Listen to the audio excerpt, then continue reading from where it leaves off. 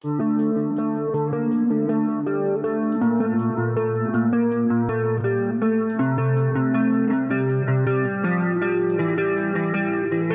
Lab, c'est un laboratoire composé d'étudiants qui vont pouvoir manipuler en fait des outils no-code.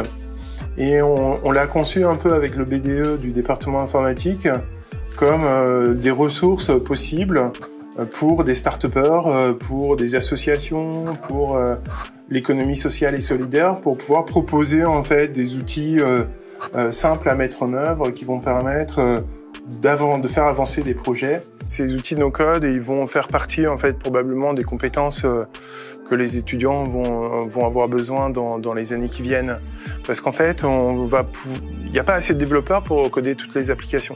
Le Gartner Group a fait des études à ce sujet et il montre bien qu'il n'y a pas assez de développeurs, donc on ne pourra pas avoir assez d'applications pour les start-upers, pour les associations et pour d'autres types d'entreprises. Une des façons de pallier à ça, c'est d'utiliser le no-code sur le principe que finalement tout le monde va être capable de créer une application sans coder et va pouvoir l'utiliser donc très vite sans avoir à attendre aussi très très longtemps. Donc nous on a des étudiants qui viennent ici pour coder et eux ça va être un complément en fait à leur formation parce que c'est pas toujours utile de coder des applications si on peut les faire très vite avec du no-code. Et puis pour les autres étudiants qui n'apprennent pas en fait le code, eux vont pouvoir quand même créer des applications mobiles, créer des sites internet très facilement ou se créer des outils internes sans avoir besoin d'avoir recours à leurs camarades du BUT informatique. Je m'appelle Maxime, j'ai 24 ans et je suis un ancien étudiant de l'IUT de Vannes, du département informatique. J'étais présent de 2015 à 2017. Je suis venu présenter Airtable, qui est un outil de no-code ou low-code qui permet de pouvoir gagner du temps et être plus productif dans son travail grâce à l'addition d'un tableur et d'une base de données rassemblées en un seul outil.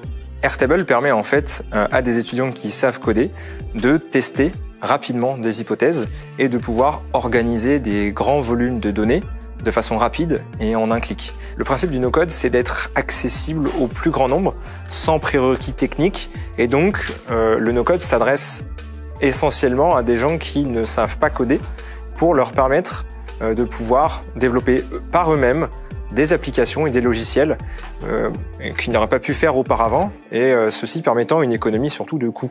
Ne pas aller chercher des agences web pour créer des sites internet, mais plutôt le faire soi-même pour composer des blocs en faisant des glissés, déposés pour créer des sites internet, pour pouvoir récupérer de la donnée sur LinkedIn ou sur des sites internet, ce qu'on appelle les scrappers. Là, on sort un peu du domaine de Airtable qui lui est un logiciel de gestion de base de données, mais le no-code en général permet de rendre accessible à n'importe qui des notions et des usages qui auraient été possibles qu'avec du code et en sachant coder avant. La première chose que j'ai voulu faire en venant participer à cet atelier no-code, c'est découvrir justement ce genre de plateformes qui peuvent créer des applications ou même des sites web en 2 clics, comme on peut dire. Et en fait, je souhaitais moi-même faire mon CV puisque je suis actuellement en recherche de stage et pour le moment, j'ai pas encore forcément les connaissances en développement web pour le réaliser moi-même aussi. Aujourd'hui, il y a un panel d'outils très large pour le no-code. Il y a des outils qui permettent de faire des applications mobiles, des sites internet, mais aussi beaucoup d'outils qui vont permettre de s'organiser en fait, faire de la gestion de projet, gérer une entreprise avec des logiciels qu'on va pouvoir se créer. Et puis il y a aussi une dimension où on va pouvoir relier en fait entre eux, les logiciels entre eux, avec des outils d'automatisation et qui vont permettre aussi de gagner beaucoup de temps, par exemple en générant un message automatique à partir d'une action qui a été faite sur un autre logiciel. Le no-code n'est pas la fin des développeurs.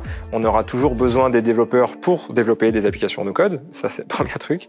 Mais en fait, il y a tout un tas de champs que ne vont pas couvrir les applications no-code. Je pense au machine learning ou à l'IA ou même parfois des connecteurs entre applications qui ne sont pas créées. Donc non, les métiers de développeur n'est pas prêt de s'arrêter et de disparaître demain.